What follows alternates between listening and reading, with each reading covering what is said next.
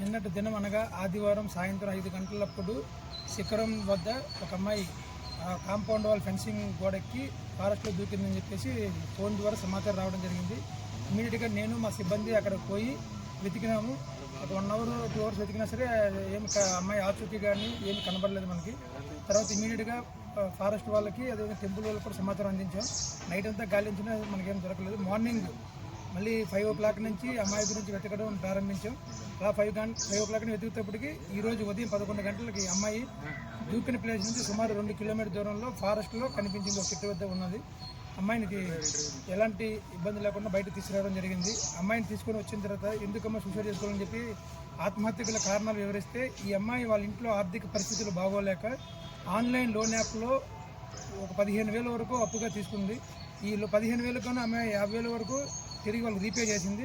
అయినా సరే ఈ ఆన్లైన్ లోన్ యాప్ వాళ్ళు వేధించడం వలన అది మానసికంగా ఇబ్బందులు తట్టుకోలేక అమ్మాయి సూసైడ్ చేసుకుందామని చెప్పేసి అక్కడి నుంచి దూకినట్టు చెప్పింది. ఆమె కుటుంబ సభ్యులకు ఇన్ఫామ్ చేయడం జరిగింది. అదేవిధంగా వాళ్ళ లోకల్ పోలీసులు తెనాలి 2 టౌన్ పోలీసులు కూడా సమాచారం అందించాం.